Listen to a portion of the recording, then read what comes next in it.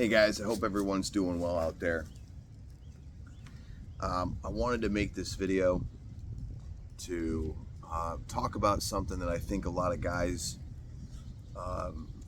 have some misconceptions about. I'm hopefully going to try to add some perspective on that.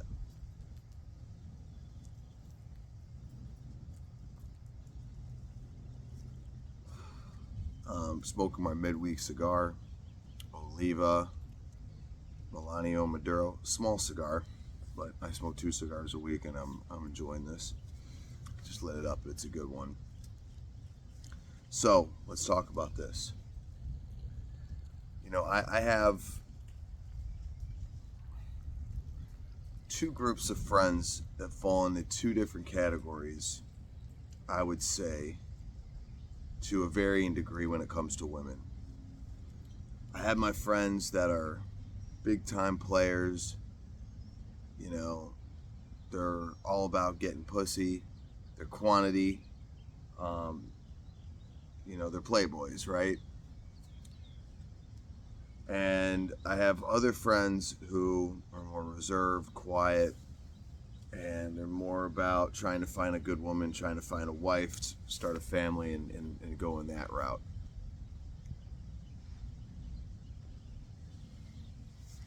Now, the guys that are players, you know, obviously tend to get women more, tend to be more extroverted, tend to be more aggressive, I would say, more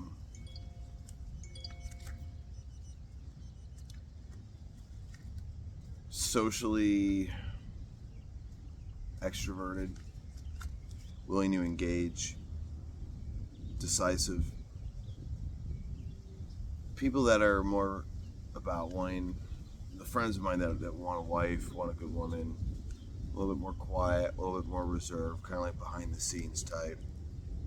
Don't quite have that killer instinct as much, or at least as much on display. So I can understand why certain guys fall into one category or the other. I think a lot of it has to do with personality. A lot of it has to do with maybe how you're raised. You know, a lot of times people from religious backgrounds tend to fall into the latter category. But I want to delve into this deeper because I think that ultimately it's important to be a combination of both. But I think that in order, whether or not you want to be a player or whether or not you want to find a good woman, I think you have to be, at least part of your life, you have to be a player. Obviously you have to be a player to be a player, but if you want to find a good woman, I think it helps to, at least in part of your life, to have been a player as well, and I'm going to explain why. Because the thing of it is, and I'm sure you guys have heard this, I know Rich Cooper has said it, I know other guys have said it, women want to be with men that other guys look up to and other women want to fuck. All right? So if you're a quiet, reserved, shy guy who doesn't really go out much, who doesn't socialize with women much, women are going to see that. Remember, women are a lot more perceptive than men are.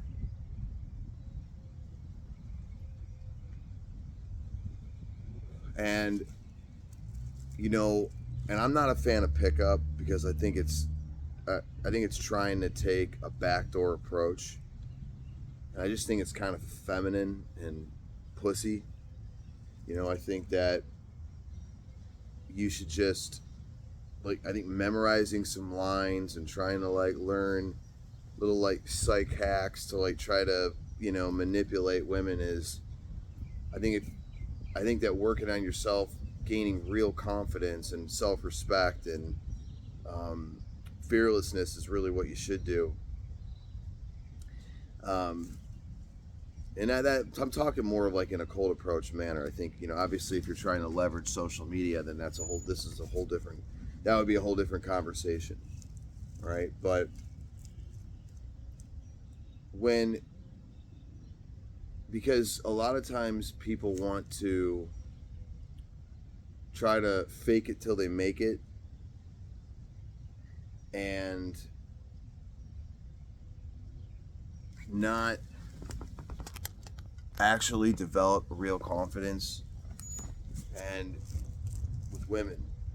So they think that by memorizing some pickup lines and saying some cheesy little bullshit things that they're going to be able to, you know, hide that from women. And the thing is that women are more emotional, which means they're more attuned to people's energy than men are. They look at your body language, they listen to the tone of your voice a lot more than men do. Men listen to the words more. And I know that's maybe kind of, black and white, but in a general sense, that's I think an accurate statement.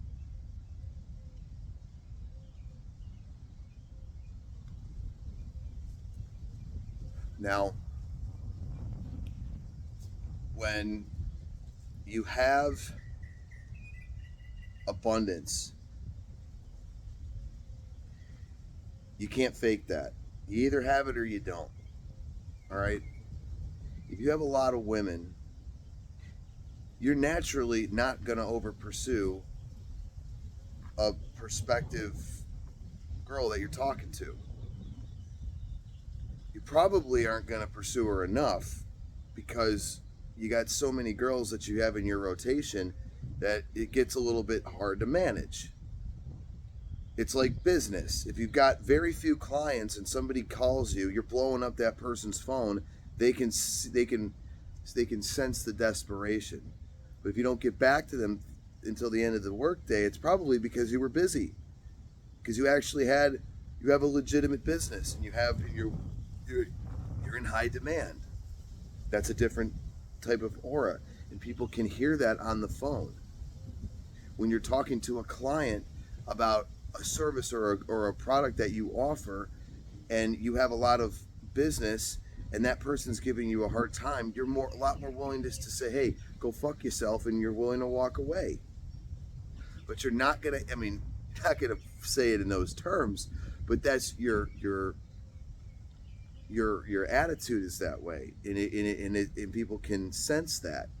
But you're not going to ever be that way if you have very few clients and your bank account's drying up. Okay. So similarly with women, if you have a lot of women in your rotation and you're doing well with women and you can get laid pretty much at the drop of a dime, if a woman is being combative or difficult or throwing up shit tests, you tell her to go pound salt and you walk the fuck away because you don't need her bullshit. But when you don't have any women and you finally get a little attention from one of them, what happens? We over pursue. Okay, so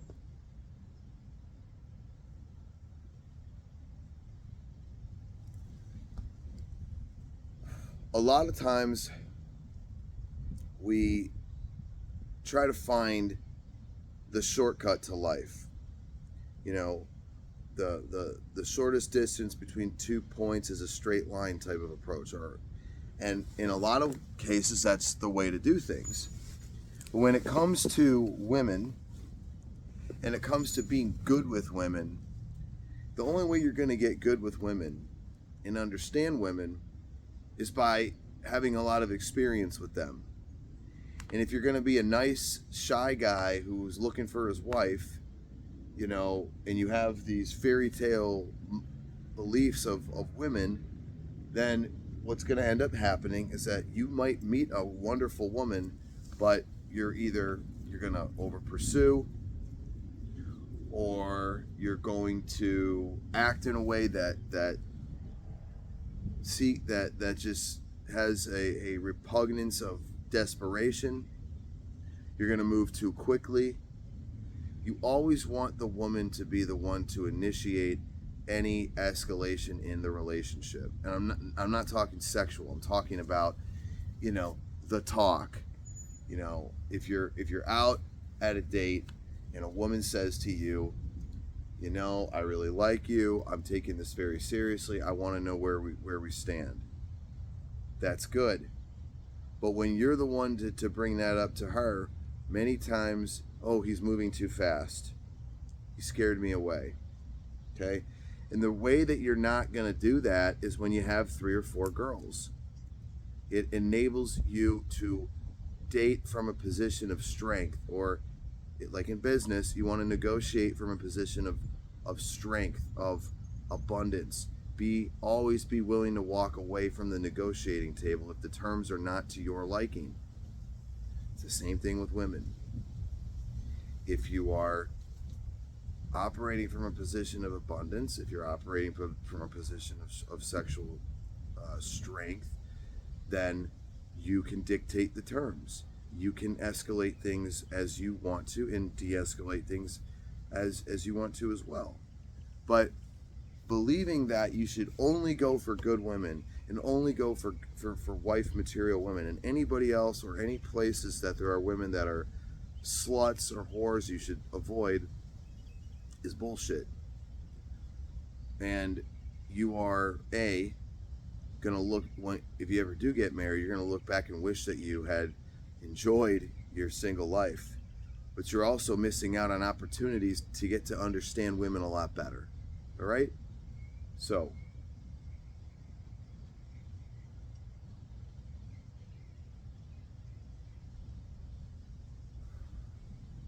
I have 2 friends that come to mind who, they're good guys, they're professional men, they're successful well into the 6 figures. One is probably in the 7s. They have resources aplenty, and they're good. They're intelligent. They're good men, but they're shy, and they don't go out, and they have yet to really learn and cultivate a unique style and a unique approach to the dating game. Like in martial arts, the first couple of years you're trying whatever it is, whether you're a boxer, jiu-jitsu, kung fu, Muay Thai, whatever, doesn't MMA, Jeet Kune Do, doesn't matter. The first couple of years, you don't know enough to have a style. You're still trying to learn and figure out what the fuck you're doing. All right? And most people never get to a point of getting a style because they give up after 6 months or a year. It takes 3 to 5 years to really even have a modicum of understanding of any art that you're doing.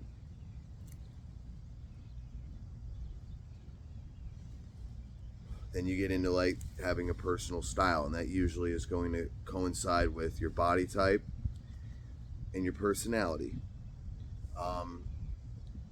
So I don't want to get too much into the martial arts here, but it's a fair analogy. So for me, I have a certain style when I go out with a woman. I have a certain style of how I dress. I have a certain style of my approach. I have a certain style of where I like to take women. I have a certain style of what I like to talk about, and that's based on my personality, on where I feel, like what with the style that I've cultivated. It's taken me years to cultivate a style, and it's based on what I like. It's all, like, I like to dress in a certain way, but the way that I dress when I go out is not common to most people. Most people could never pull off what I do because I have a certain way about me that where I can pull off the style that I portray, that I go out with. Okay, and I'm known for it. Like I kind of look like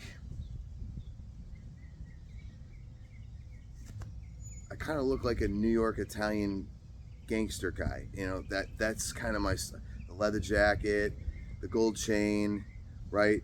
The leather tip wing shoes. You know, I have a certain style to me. Or I have the jumpsuits. You know, I got the old school Adidas jumpsuits with the white, you know, shoes, whatever. But that's my style. I feel comfortable in that.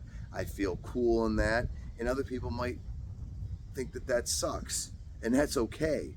Other people might like a suit. They might like the sweater with the collared shirt under it. They like maybe more of a preppy Oxford look. Some people like, you know, there's all different types of styles, okay? You have to create your own style. You have to own your style. And you have to be able to wear it with ease. It has to be natural. It has to be an extension of who you are. Like I've said before, you know, in everything that you do, everything that you are portraying should be consistent with, you know, with the image that you're trying to portray to the world that you believe is the truest extension of who you are and how you want to be seen. Okay? And that and it should all be congruent and coherent and you know, fitting like that.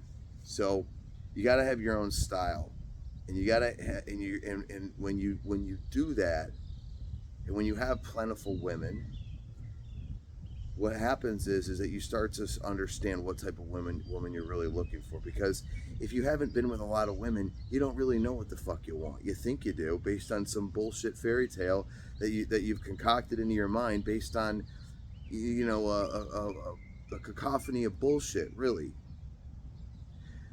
Based on whether it's movies or whether it's shit your parents told you or whatever the fuck it was. But you need to find out what are non-negotiables, because let's just say that your ultimate goal is to find a good wife in a family. Well, you need to find someone that you're compatible with. You need to find someone that you enjoy being around, okay?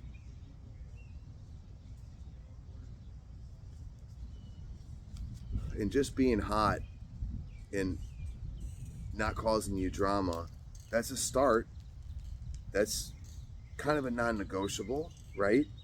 But that can't just be, it can't stop there. That's part of it for sure, but we need more than that. You know, for me, I'll tell you what, a girl, she better be working out every day or whatever, 4 or 5 days a week. I like a fit woman. If I'm in bed and, you know, even if the girl's like skinny but like just flabby, I can't do it. I don't like thick girls. I think it's disgusting. I like thin, fit, athletic looking women. Okay? Now I'm not talking bodybuilder. I'm talking like a soccer player, a volleyball player, a cheerleader, you know, something like that. Like a fit, athletic body. Okay? I don't like thick. I don't like a big, giant, fat ass. I mean, you know, the body is important. But that's me. Again, that's just me. Now, I like a girl that dresses up and shows some skin and shows some cleavage and wears a little bit of a short and wears the high heels. Like, I like that. Okay, I like that a lot. It turns me on. And it's not about showing off. It's about, you know, that it turns me on. Okay? Other guys might not like that. That might be too much. Or they might be put off by that. And that's okay. You know, you got to find out what works for you. I know for me, I like a girl that likes to have serious. And I'm talking if I want to date her seriously. I like a girl that has, you know, that likes to talk about social issues, political issues, world events. Like, that's important for me because I'm very into that stuff. You know, that has a little bit of a seriousness to her personality. You know, being light is cool, but I'm not a real light person, right? I can be a lot to take for a lot of people, and that's just how I am. But I own that. You need to, but you may not be that way. You might get, you know, that might wear you out. You might get, you know, you might want a really light, bubbly person.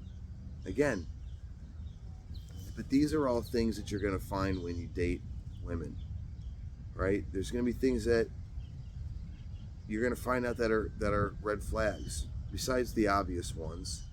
There are going to be red flags. There are certain cultures you may not really vibe with. There are certain value systems you may not really vibe with. So, the thing of it is that, you have to understand what it is that you're really looking for.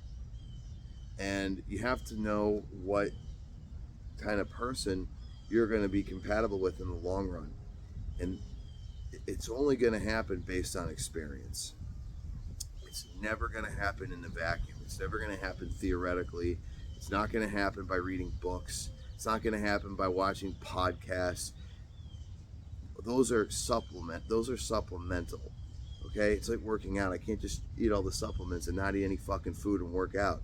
I got to work out. I got to eat right. And then, supplements are definitely a part of the game, but it's not. It's tangential to the focal point. Right? So I hope that this provided you guys some insight as to why it's important to, at least at some point in your life, be somewhat of a player and be successful at that. And I'm not saying that you have to compromise your values or your sense of integrity or who you are. And you don't even have to fuck all the women that you're dealing with. You can just kind of date them, and if you're not into sleeping around, it's not your thing, but you need to at least be dating around, okay? Because you need to figure out. It's not even just about figuring out what type of girls you want. That's part of it. It's about being able to capitalize when the opportunity happens and presents itself. Because if you are in a scarcity mindset, you might actually meet a woman that would be phenomenal for you. But because you're in a scarcity mentality, you scare her off, you move things too quickly, you smother her, you don't let her breathe, you always. I'm going to give you guys a little litmus test. If you guys look at the text chat of a girl that you're texting, there should be more messages from her end than your end. If it's the other way around, then you're giving too much and you're not getting enough back to warrant what you're giving. All right? I hope this was informative. I hope this was valuable. I hope that you guys took something away from this that helps you. And I'll definitely be making more videos. Thanks for watching.